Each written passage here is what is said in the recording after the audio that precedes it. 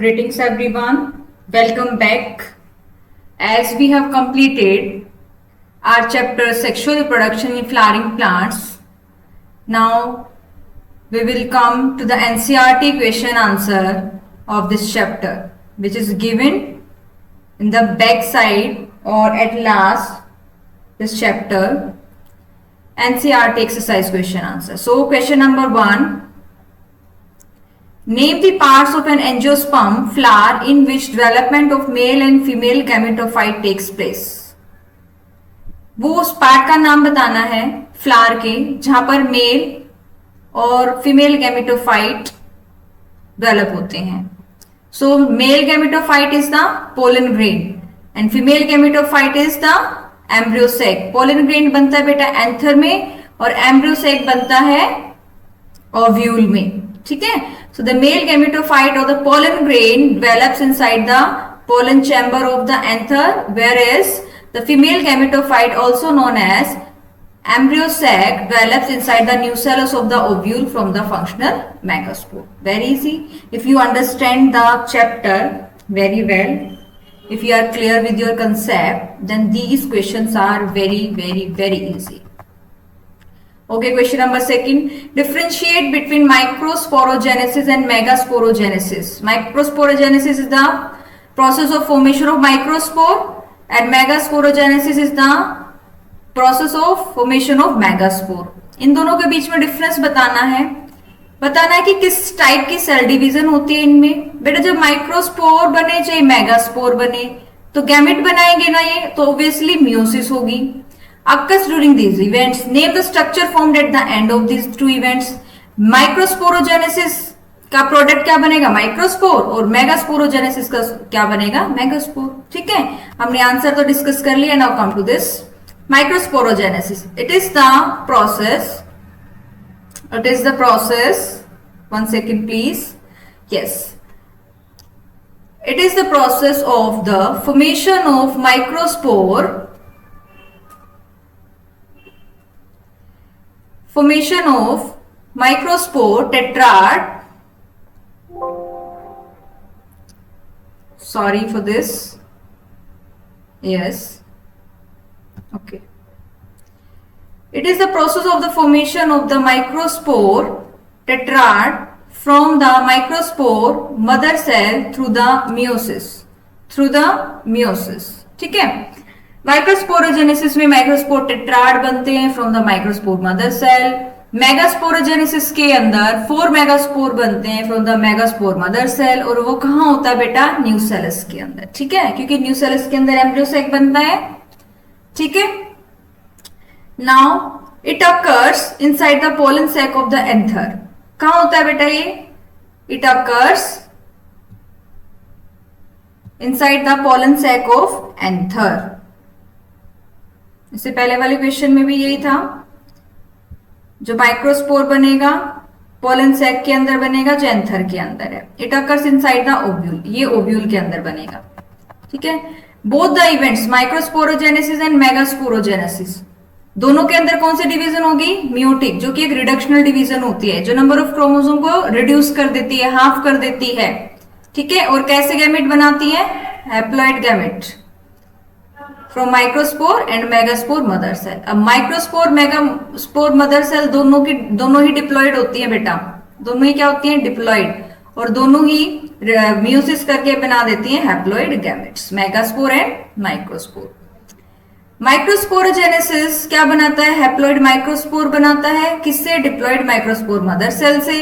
और मेगास्पोरोजेनेसिस में haploid megaspore बनता है from the diploid megaspore mother cell. Very easy. Now come to the next point.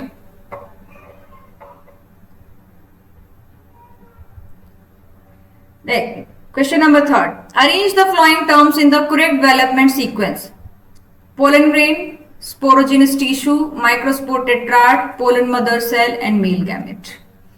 पहले तो बेटा pollen mother cell, diploid cell, ये क्या बनाएगी? Pollen grain. Pollen grain. इससे पहले आ जाएगा मेरे पास sporogenous tissue. Sporogenous tissue. Sporogenous tissue कहाँ है? आपके पोलन सैक के अंदर भरा हुआ है, ठीक है। उसमें से कोई उसकी जो सेल्स होंगी उनको क्या बोलते हैं? माइक्रोस्पोर मदर सेल भी बोलते हैं, पोलन मदर सेल भी बोलते हैं। वो मियोसिस करके क्या बना देगी? पोलन ग्रेन बना देगी। इससे पहले क्या आएगा?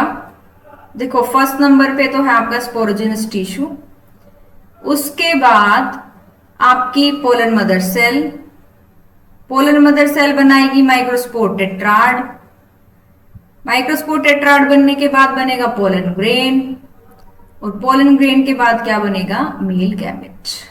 ठीक है, देखो sporogenous tissue first, second, third, fourth, fifth, क्योंकि यही प्रोसेस है। जो पोलन सैक के अंदर स्पोरोजेनस टिश्यू है उसकी हर एक सेल के अंदर कैपेबिलिटी है माइक्रोस्पोर बनाने की, जिसको पोलन मदर सेल बोलते हैं। जो म्यूटिक डिवीजन से 4 माइक्रोस्पोर टेट्राड बनाता है, उससे फिर हर एक टेट्राड, हर एक माइक्रोस्पोर किसमें डेवलप हो जाता है? पोलन ग्रेन में। फिर पोलन ग्रेन के अंदर जो जनरेटिव सेल है वो डिवाइड करके क्या बनाती है? मेल गैमेट बनाती है। उस थ्योरी में क्या है बेटा? यही चीज लिखी हुई है, इस थ्योरी के अंदर यही चीज लिखी हुई है, correct. During the development of microsporangium, each cell of the sporogenous tissue act as a polar mother cell and give rise to microspore tetrad containing 4 haploid microspore by the process of meiosis, microsporogenesis। और जब anther mature होता है तो microspores develop into pollen grains. Microspore ऐसे जुड़े होते हैं बेटा, ऐसे, ठीक है। ये स्पोरोपोलेनिन मटेरियल से ही जुड़े हुए थे बेटा आपस में। फिर वापस स्पोरोपोलेनिन को डिग्रेड कर दिया जाता है और ये अलग हो जाते हैं ऐसे, ठीक है। फिर ये अलग से पोलन ग्रेन बनाएगा, ये पोलन ग्रेन में डेवलप हो जाएगा, ये भी पोलन ग्रेन में डेवलप हो जाएगा और ये भी पोलन ग्रेन में, ठीक है। और फिर क्या बना देंगे? Male gamete. Come to the question number 4। With neat label diagram describe part of typical angiosperm ovule. Ovule के बारे में बताना है, जो मैंने डायग्राम में तुम्हें समझाया था बेटा। कब समझाया था? जब मैं आपको ये चैप्टर पढ़ा रही थी, ठीक है। अब देखते हैं ओव्यूल के बारे में। देखो ये एनसीईआरटी का डायग्राम बेटा, ऐसा कैसा। यहां ये क्या है बेटा? फ्यूनिकल है। क्या है ये? फ्यूनिकल। ये किससे जुड़ी हुई है बेटा? ये जुड़ी हुई है प्लेसेंटा से। ये प्लेसेंटा है, ठीक है। और ये क्या है? ओवरी बॉल है। ये क्या है? ओवरी बॉल है, ओवरी बॉल है। ये प्लेसेंटा है। प्लेसेंटा से ओव्यूल के 2 पार्ट है बेटा। लंबी सी ये स्टॉक दिख रही है, इसको बोलते हैं फ्यूनिकल, और इसको बोलते हैं बेटा बॉडी, ठीक है। फ्यूनिकल्स को बॉडी से जोड़ने के लिए हमारे पास एक टिश्यू है हाइलम, ठीक है। फिर कुछ इंटेग्यूमेंट्स होती हैं जो कि इस एम्ब्रियो सैक को क्या करती है? एनसर्कल करती है, इसको प्रोटेक्ट करती है। इनको बोलते हैं इंटेग्यूमेंट्स, ठीक है। क्या बोलते हैं? इंटेग्यूमेंट। ये बाहर वाली, ये अंदर वाली। ये इंटेग्यूमेंट्स आगे की तरफ मिलती नहीं है तो एक पोर क्रिएट हो जाता है जिसको बोलते हैं माइक्रोपाइल, और इस एंड को क्या बोलते हैं? माइक्रोपाइल एंड, और दूसरे वाले एंड को बोलते हैं चलेजा एंड, ठीक है। अब इन इंटेग्यूमेंट के अंदर क्या कौन सा टिश्यू होता है बेटा? ये कौन सा टिश्यू है? न्यूसेलस। न्यूसेलस के अंदर ही क्या बनता है? एम्ब्रियो सैक बनता है। कौन सी प्रोसेस से बनता है? मेगा स्पोरोजेनेसिस, ठीक है बेटा। अगर आप डायरेक्ट ये वीडियो देख रहे हैं तो मे भी आपको कम समझ में आएगा, इसीलिए पहले चैप्टर की वीडियोस देखिए, उसके बाद ये बहुत इजी लगेंगे क्वेश्चन आंसर आपको। Yes, this is the diagram. इसके वेरियस पार्ट्स जो है यहाँ डिस्क्राइब किए गए हैं। पहला है फ्यूनिकुलस। ये एक स्टॉक लाइक स्ट्रक्चर है जो एक पॉइंट को रिप्रेजेंट करता है जहां पर ओव्यूल अटैच होता है किससे? प्लेसेंटा से। हाइलम क्या है? ये वो पॉइंट है जहां पे ओव्यूल की बॉडी फ्यूनिकुलस से जुड़ती है। इंटेग्यूमेंट क्या है? आउटर लेयर्स है जो ओव्यूल को सराउंड करती है, जो बाद में जाके सीड की क्या बन जाएंगी? सीड कोट, ठीक है, जो क्या करती है? डेवलपिंग एम्ब्रियो को प्रोटेक्ट करती है। माइक्रोपाइल क्या है? एक नैरो पोर है जो कैसे बनता है? Projection of integuments. यहीं से क्या है, पोलन ट्यूब ओव्यूल के अंदर जाती है और एग से फर्टिलाइज कर जाती है। ठीक है, और न्यूसेलस क्या होता है बेटा, ये एक मास है पेरेन्काइमा टिश्यू का, पेरेन्काइमा सेल्स है, पेरेन्काइमेटिस टिश्यू है, जिसको कौन सराउंड करती है, इंटेगुमेंट सराउंड करती हैं। न्यूसेलस क्या है, न्यूट्रिशन प्रोवाइड करता है किसको, डेवलपिंग एम्ब्रियो को, ये मैं तुम्हें बता चुकी हूं। एम्ब्रियो सेक कहां होता है बेटा, न्यूसेलस के अंदर होता है। अब चलेगा क्या है, ये बेसल बेसल स्वोलन पार्ट है न्यूसेलस का, जहां से इंटेगुमेंट ओरिजिनेट होती है, जहां से जो इंटेगुमेंट है बेटा वो ओरिजिनेट होती है। देखो यहां से इंटेगुमेंट्स ओरिजिनेट हो रही हैं और यहां जाके इस तरीके ऐसे हो रही है ना, यहाँ पे मिल नहीं रही है, तो क्या ये एक पोर बन गया, इसको माइक्रोपाइल बोलते हैं। Correct. Now come to the next question, question number 5। What is mean by monosporic development of female gametophyte. Female gametophyte क्या है बेटा, एम्ब्रियोसेक, एम्ब्रियोसेक। यहीं पे आंसर बता देती हूं। मोनोस्पोरिक का मतलब जो एक मेगास्पोर से बने। ठीक है, अब क्या है, जो मेगास्पोर मदर सेल है ना, वो मियोसिस करके, मियोसिस 1 और मियोसिस 2 करने के बाद 4 मेगास्पोर बनाती है। It will form 4 megaspore. Out of 4 megaspore 1 megaspore is functional and it will develop into embryo sac. क्योंकि एक मेगास्पोर से डेवलप हो रही है तो इसको मोनोस्पोरिक डेवलपमेंट कहते हैं। Female gametophyte or the embryo sac develop from the single functional megaspore. That's why it is known as the monosporic development. Flowering plants के अंदर सिंगल मेगास्पोर मदर सेल कैसे बनती है, माइक्रोपाइल एंड की तरफ nucellus की कोई भी सेल फंक्शनल होती है जिसको हम मेगास्पोर मदर सेल बोलने लग जाते हैं, और वो मियोसिस करके क्या बेटा 4 हैप्लॉइड मेगास्पोर बनाती हैं। उन 4 मेगास्पोर में से एक फंक्शनल मेगास्पोर होता है जो क्या बनाता है, फीमेल गैमेटोफाइट बनाता है, बाकी 3 क्या हो जाते हैं, डिजनरेट हो जाते हैं। ठीक है, क्लियर, वेरी इजी क्वेश्चन। अगर आपने बेटा अच्छे से चैप्टर को पढ़ा है ना तो ये बहुत ज्यादा इजी क्वेश्चन है। Come to the 6th question, number 6 question. Explain करो 7 सेल 8 न्यूक्लिएटेड नेचर। 7 सेल, लो मैं आपको गिनवाती हूं, 1 2 3 4 5 6 और एक बीच वाली 7 सेल्ड हो गई। क्लियर। न्यूक्लियस 1 2 3 4 5 6 7 8, तो क्या हो गया 7 sailed 8 nucleated nature of female gametophyte. Very easy. जिसमें से क्या है बेटा, 3 तो एंटीपोडल सेल है, एग अपरेटस में 2 सिनर्जिड सेल है, एक एग सेल है और एक सेंट्रल सेल है। ठीक है, अब यहीं पे ये सारी चीजें क्या बेटा डिस्कस की गई हैं। Female gametophyte develop from a single functional megaspore. It undergoes 3 successive mitotic division to form 8 nucleate embryo sac. अब मान लो एक न्यूक्लियस है, पहली माइटोटिक डिवीजन हुई तो कितने हुए, 1 से 2। दूसरी माइटोटिक डिवीजन हुई तो 2 से कितने हुए, 4। तीसरी माइटोटिक डिवीजन हुई तो 4 से कितने हो गए, 8। अब 8 ये क्या हो जाते हैं, अरेंज हो जाते हैं। 8 में से जो 6 हैं, ठीक है, 8 में से 6 में से 3 चले जाते हैं चलेजा एंड पे, जो क्या बनाते हैं, एंटीपोडल सेल, और उनमें से 3 चले जाते हैं बेटा चलेजा एंड पे, सॉरी माइक्रोपाइल एंड पे, और वहां पे क्या बनाते हैं, एग एपरेटस। माइक्रोपाइल एंड पे चले गए, क्या बनाएंगे, एग एपरेटस बनाएंगे, जिसके अंदर एक तो एग सेल होती है और 2 क्या होती हैं, सिनर्जिड सेल होती हैं। समझ में आया। और बाकी बच के 2 न्यूक्लियाई वो सेंटर में प्रेजेंट होते हैं। तो इस तरीके से अरेंजमेंट होती है, यही बात इस थ्योरी में बताई गई है। First mitotic division form 2 nuclei. One nucleus move toward the micropyle and while other nucleus move toward the chalaza end.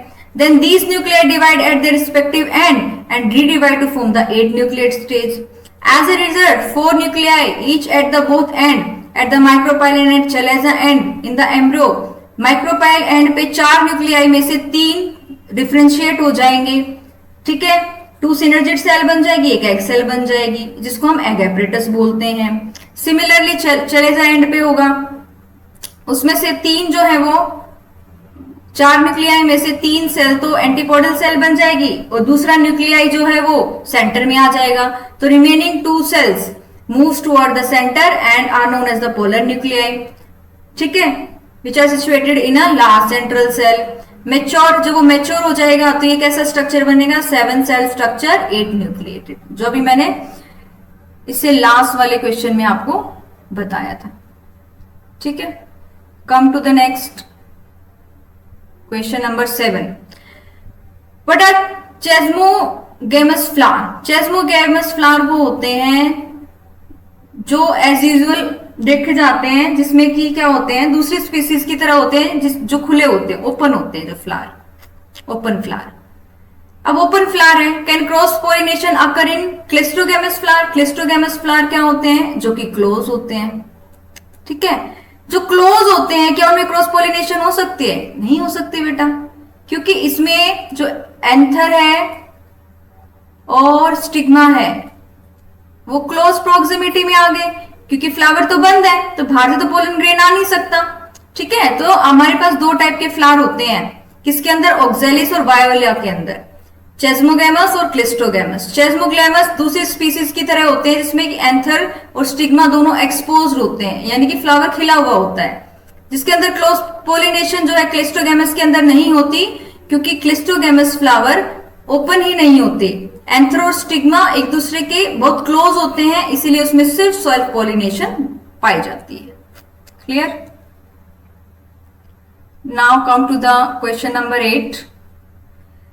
Yes, mention 2 strategies evolved to prevent self pollination। बेटा आउटब्रीडिंग डिवाइसेस मैंने topic पढ़ाया था। ठीक है, जो self outbreeding devices क्या थी, वो डिवाइसेस जो सेल्फ पोलिनेशन को रोकती है। क्यों? ताकि इनब्रीडिंग डिप्रेशन ना आ जाए। ठीक है, तो अब देखते हैं सेल्फ पोलिनेशन होता क्या है, transfer of pollen grain from stamen to the pistil of the same flower. ठीक है, 2 स्ट्रेटेजी हैं।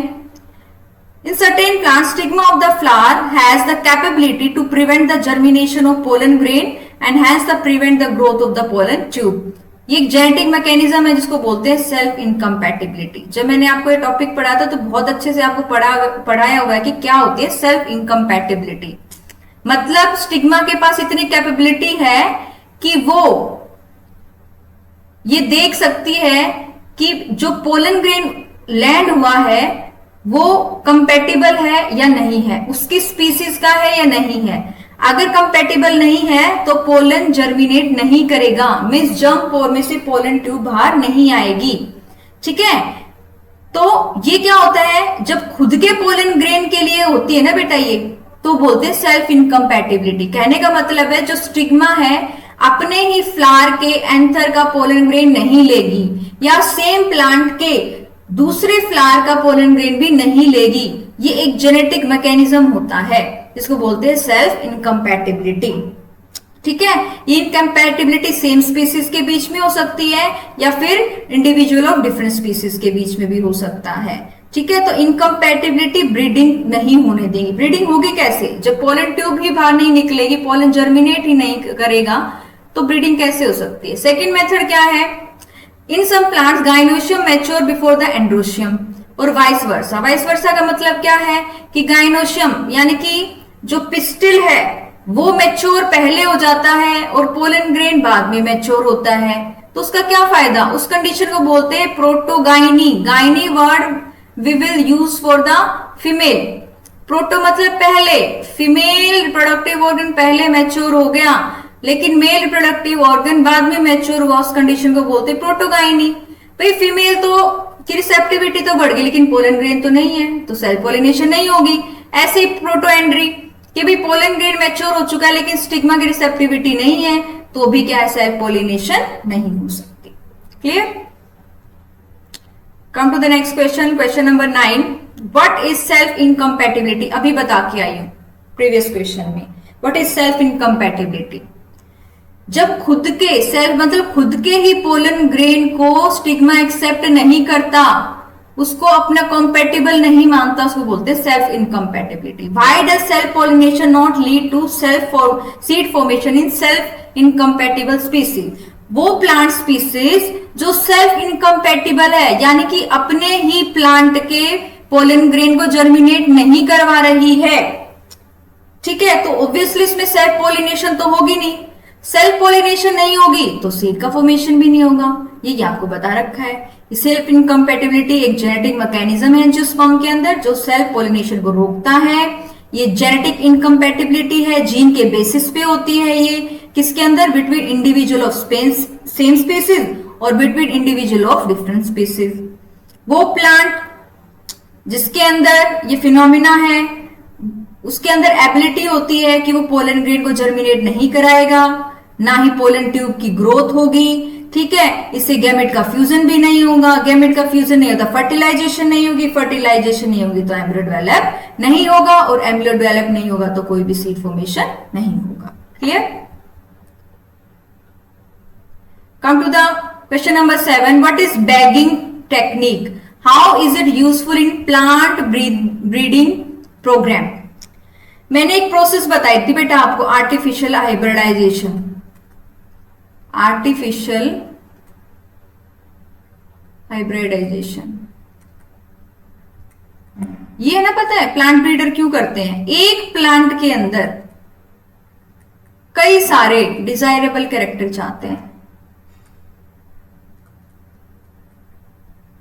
भाई जो वो डिजायरेबल कैरेक्टर चाहते हैं डिफरेंट डिफरेंट प्लांट के अंदर है, वो चाहते हैं वो सारे डिजायरेबल कैरेक्टर एक ही प्लांट के अंदर आ जाए, ठीक है, उसके लिए एक प्रोसेस होती है आर्टिफिशियल हाइब्रिडाइजेशन। आर्टिफिशियल मतलब जो नेचुरली नहीं होती, ठीक है, जिसमें मैन की क्या होती है, इंटरफेरेंस होती है। हाइब्रिडाइजेशन का मतलब एक मिक्सचर बनाना, एक ऐसा मिक्सचर बनाना, एक ऐसा प्लांट बनाना जिसमें एक या एक से ज्यादा प्लांट के क्या होते हैं, कैरेक्टर्स होते हैं, ठीक है, उसको बोलते हैं मिक्सचर, और उस प्लांट को बोलते हैं हाइब्रिड, और उस प्रोसेस को क्या बोलते हैं, हाइब्रिडाइजेशन। तो बैगिंग टेक्निक उसी में आती है बेटा, ठीक है। क्या होता है कि जो बाइसेक्सुअल फ्लावर होते हैं ना, बाइसेक्सुअल फ्लावर का मतलब वो होता है वो फ्लावर जिसमें male as well as female reproductive organ present होते हैं, यानी कि एक ही फ्लावर के अंदर आपका स्टेमन भी होगा और आपका पिस्टल भी होगा, या फिर कार्पल बोल सकते हो, ठीक है। अब यही कह रहा है कि इस पिस्टल को अपने ही फ्लावर के पोलन ग्रेन नहीं चाहिए, तो क्या होगा, स्टेमन को हटाना पड़ेगा, रिमूव करना पड़ेगा, फोर्सेप की हेल्प से इस स्टेमन को हटा दिया जाता है बेटा। इसी प्रोसेस को बोलते हैं इमैस्कुलेशन, इमैस्कुलेशन।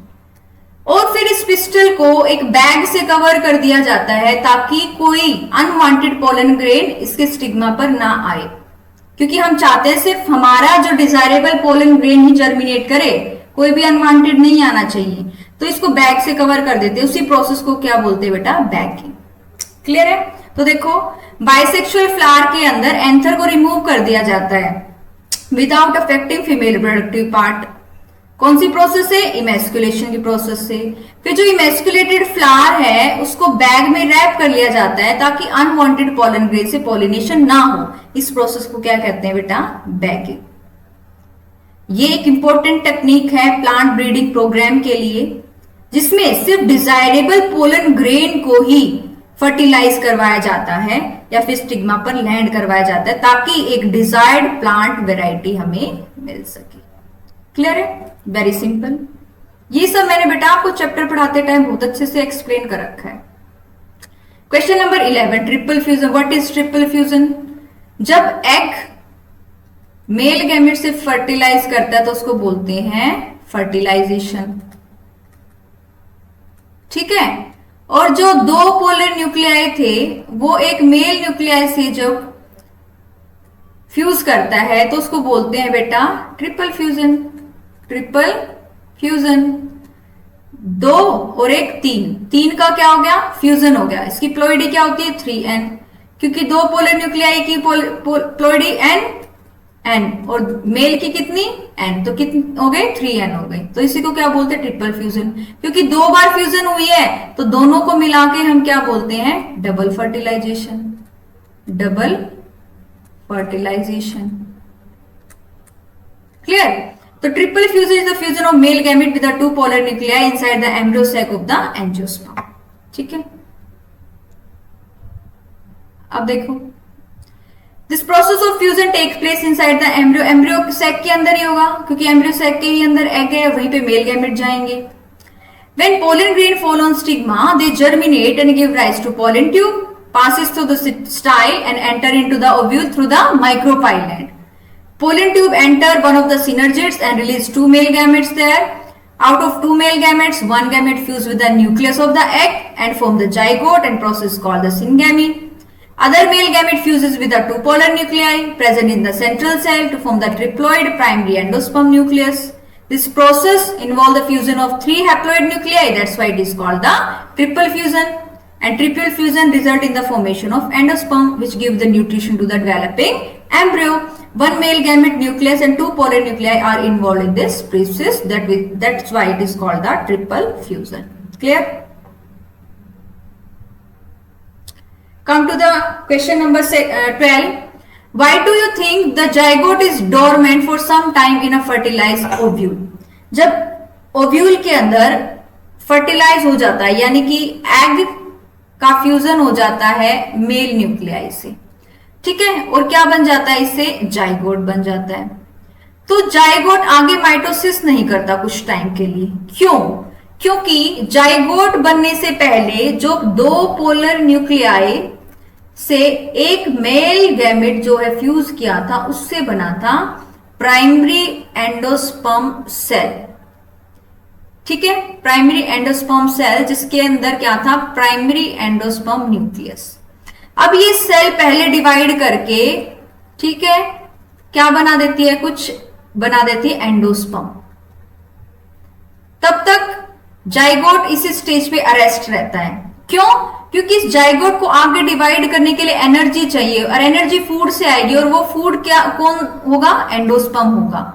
ठीक है, इसलिए जाइगोट कुछ टाइम के लिए डोरमेंट हो जाता है, इनएक्टिव हो जाता है, इनएक्टिव स्टेज पे अरेस्ट हो जाता है. जब थोड़ा बहुत एंडोस्पर्म बन जाएगा तब जाइगोट क्या डिवाइड करना शुरू होगा. जब मैंने आपको ये चैप्टर में ये चीज पढ़ाई थी तो तभी कहा था कि it is very important question. ठीक है, so the zygote is formed by the fusion of male gamete with the nucleus of the egg cell. Zygote remain dormant for some time and waits for the endosperm to form, which develop from the primary endosperm cell resulting from the triple fusion. Endosperm provide food for the growing embryo, and after the formation of the endosperm, further development of embryo from the zygote starts. I hope you are clear with this concept, and it is very important. Now differentiate between hypocotyle and epicotyle. मैंने बेटा एक embryonal axis आपको बताई थी last video में, जब chapter complete होने जा रहा था. ठीक है, ये एम्ब्रियोनल एक्सिस है, ये कॉटिलिडनरी नोड्यूल है, जहां से क्या बनेंगे, कॉटिलिडन बनेंगे. इससे ऊपर वाले पार्ट को बोलते हैं बेटा इपिकोटाइल, और इसके टिप को बोलते हैं रेडिकल या फिर रूट टिप. ठीक है, इससे नीचे वाले को क्या बोलते हैं बेटा, हम इसके नीचे वाले को बोलते हैं हाइपो, मतलब नीचे वाला हाइपोकोटाइल, और इसके टिप को बोलते हैं बेटा, सॉरी कंफ्यूजन हो गई, यहाँ रेडिकल नहीं आएगा, यहाँ आएगा प्लूम्यूल, और ये रूट में ही ये होगी शूट टिप. ये होगा रेडिकल या फिर रूट टिप. पता चल गया. इससे ऊपर वाले पार्ट को बोलेंगे प्लूम्यूल, ना सॉरी इपिकोटाइल, नीचे वाले को हाइपोकोटाइल. फिर आता है कोलियोप्टाइल और कोलियोराइजा. बेटा ये जो फिगर है ना, ये डाइकोट का है, डाइकोट एम्ब्रियो का, और ये दोनों टर्म आते हैं बेटा मोनोकोट में, मोनोकोट के एम्ब्रियो में. जैसे कि मान लो मेरे पास ये एम्ब्रियोनल एक्सिस है, यहां से क्या है, क्या निकलता है, स्क्यूटेलम, कॉटिलिडन के स्क्यूटेलम बोलते हैं मोनोकोट के एम्ब्रियो के अंदर. ये आपके एम्ब्रियोनल एक्सिस है, ये यहाँ पे कॉटिलिडनरी नोड्यूल है, जैसे ये निकल रहा है आपका लेटरल साइड में. ये वाला जो पार्ट है इसको बोलेंगे इपिकोटाइल, और इसको बोलेंगे हाइपोकोटाइल. ये शूट की टिप जो है वो अनडिफरेंशिएटेड शीट से कवर्ड होती है बेटा, जिसको बोलते हैं कोलियोप्टाइल, कोलियोप्टाइल. और हाइपोकोटाइल की टिप, जो रूट की टिप है, वो भी एक शीट से कवर्ड होती है, उसको बोलते हैं बेटा coleorhiza, coleorhiza. राइजा means radical, coleoptile and coleorhiza. Integument ovule के अंदर होती है, ओव्यूल की जो कवरिंग है उसको इंटेग्यूमेंट कहते हैं, और जब ओव्यूल आगे सीड में डेवलप हो जाता है तो उसकी कवरिंग को क्या बोलते हैं? Testa. Perisperm and pericarp. Pericarp होती है फ्रूट की, पेरिकार्प क्या होती है बेटा? फ्रूट की वॉल होती है। और पेरिस्पर्म होता है जो न्यूसेलस कुछ बच जाता है बाद में, उसको बोलते हैं पेरिस्पर्म। अब देख लेते हैं theoretical part. Hypocotyl, the portion of the embryonal axis lies below the cotyledon in a dicot embryo is called the hypocotyle. It terminates with the radicle or the root tip. Epicotyle, portion of the embryonal axis which lies above the cotyledon in a dicot embryo, it is called the epicotyle. It terminates with the plumule. Coleoptile, it is a conical protective sheath encloses the plumule in the monocot seed. It is undifferentiated sheet that encloses the radicle and the root cap in the monocot seed. यही मैंने आपको explain किया था। अब आ जाओ tegument. क्या integument क्या है? Outer most covering of ovule जो प्रोटेक्ट करती है, ये outer most covering of seed. Perisperm क्या होता है? रेजिडुअल न्यूसेलिस, न्यूसेलिस जो बाद में बच जाता है ना, ठीक है, कुछ सीड्स के अंदर, उसको बोलते हैं पेरिस्पर्म। ठीक है, एंडोस्पर्म और पेरिस्पर्म में डिफरेंस पता होना चाहिए बेटा आपको। किसके अंदर होता है? Wheat and black pepper. जब मैंने ये टॉपिक पढ़ा था तभी बताया था बेटा, दिस इज इंपॉर्टेंट। और पेरिकार्प क्या होती है? राइपेंड वॉल होती है फ्रूट की, जो किसकी वॉल से बनती है? ओवरी की वॉल। ओवरी की वॉल डेवलप बन करके ही क्या बना देती है बेटा? फ्रूट की वॉल बना देती है, जिसको बोलते हैं pericarp. Now come to the next question, that is why is apple called a false fruit? If you see in the NCERT, you will find a line in which written that apple is a false fruit. बेटा मैं बता देती हूँ true fruit क्या होता है। True fruit वो होता है जो ओवरी से बनता है, और अदर देन ओवरी से बनने वाले फ्रूट्स को फॉल्स फ्रूट बोलते हैं। ठीक है, fruits derived from the ovary are called the true fruit. Are called the true fruit. On the credit, true fruit are those which develop from the ovary but do not consist of the thalamus or any other floral part. Apple जो होता है वो thalamus से बनता है। Receptacle को और क्या बोलते हैं बेटा? थैलेमस। ठीक है, थैलेमस ही पार्ट खाते हैं हम, उसका एडिबल पार्ट जो खाते हैं वो थैलेमस होता है, तो इसलिए उसको फॉल्स फ्रूट कहते हैं। ठीक है, आपको बस एक बात याद रखनी है, ओवरी से अगर फ्रूट बना है तो ट्रू फ्रूट है, दूसरे पार्ट से बना है तो फॉल्स फ्रूट है। Clear? Come to the next question number 15। What is mean by emasculation? अभी मैं आपको कुछ क्वेश्चन पहले इसको एक्सप्लेन करके आई हूं। When and why does a plant breeder employ this technique? Desirable character एक ही प्लांट में लाने के लिए जो प्लांट ब्रीडर्स है इसको यूज करते हैं। इमैस्कुलेशन क्या होता है? एंथर को रिमूव करना बाइसेक्सुअल फ्लावर से, और फीमेल रिप्रोडक्टिव पार्ट को अनअफेक्टेड रहने के लिए उसमें बैगिंग कर देते हैं। ठीक है, इमैस्कुलेशन प्लांट ब्रीडर परफॉर्म करते हैं बाइसेक्सुअल फ्लावर के अंदर, ताकि एक डिजायर्ड वेराइटी है प्लांट की वो हमें मिल पाए जब हम एक डिजायर्ड प्लांट के साथ उसको क्रॉस करवाएंगे। ठीक है, to remove the anther flower are covered with a bag before they open. ठीक है, और फिर उस फ्लावर का जो फीमेल रिप्रोडक्टिव ऑर्गन है उसको डिजायरेबल पोलन ग्रेन से हम क्या कराएंगे? ब्रीड करवाएंगे, मेट करवाएंगे, फ्यूज करवाएंगे, तो हमें क्या मिलेगा? एक मैच्योर वायबल और स्टोर्ड पोलन ग्रेन जो है उस पे डस्ट करवाएंगे बैक स्टिग्मा पे। ठीक है, जिससे हमें क्या मिलेगा? डिजायर्ड प्लांट वेराइटी मिलेगी। समझ में आया ना बेटा? ये सारी चीज में अभी कुछ क्वेश्चन पहले इसको समझा के आई हूं, तो you should be clear with it. If one can induce parthenocarpy through the application of growth substance, which fruit would you select to induce parthenocarpy? Parthenocarpy क्या होता है बेटा? फ्रूट की फॉर्मेशन विदाउट फर्टिलाइजेशन, बिना फर्टिलाइजेशन के fruit को बनाना। अगर fertilisation नहीं हुआ तो बेटा जाइगोट नहीं बनेगा, जाइगोट नहीं बनेगा तो बेटा एम्ब्रियो नहीं बनेगा। ठीक है, एम्ब्रियो नहीं बनेगा तो बेटा सीड नहीं बनेगा। ठीक है ना, सीड नहीं बनेगा। ठीक है, तो पार्थेनोकार्पी से जो फ्रूट बनते हैं ना बेटा वो क्या होते हैं? सीडलेस होते हैं। तो हम कौन कौन से फ्रूट को सीडलेस बना सकते हैं? जैसे लेमन हो गया, ऑरेंज हो गया। ठीक है, लेकिन अनार को नहीं कर सकते हम, क्योंकि उसका तो सीड पार्ट ही खाते हैं। Parthenocarpy is the process of developing fruits without involving the process of fertilisation, या फिर सीड फॉर्मेशन नहीं होनी चाहिए, तो सीडलेस वैरायटी बनती है। जैसे ऑरेंज हो गया, कितना अच्छा लगेगा without seed, orange, lemon, watermelon, इस टेक्निक से हम इसको प्रोड्यूस कर सकते हैं। ठीक है, और ये पार्थेनोकार्पी होती है प्लांट ग्रोथ हार्मोन का अगर हम एप्लीकेशन कर देंगे, अप्लाई कर देंगे सच एज ऑक्सिन, तो पार्थेनोकार्पी हो सकती है। और मैं सारी चीजें आपको एक्सप्लेन करके आई हूं चैप्टर के अंदर, सो प्लीज उन वीडियोस को देख लो, तो ये आपको सारे क्वेश्चन आंसर अच्छे से समझ में आ जाएंगे। Explain the role of tapetum in the formation of pollen grain बोल। आपकी जो माइक्रोस्पोरेंजिया है ना बेटा, उसकी 4 बोल होती है। सबसे आउटर वाली होती है एपिडर्मिस, ठीक है, फिर उससे अंदर वाली होती है endothecium,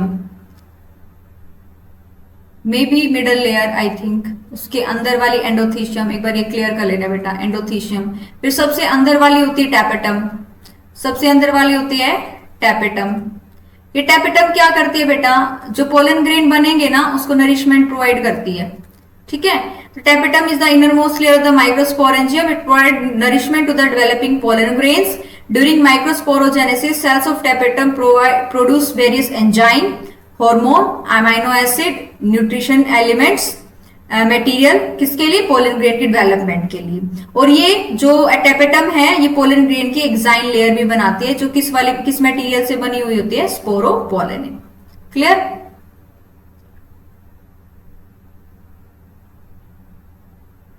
Come to the next question, that is the question number 18. What is apomixis and its importance? Apomixis क्या होता है?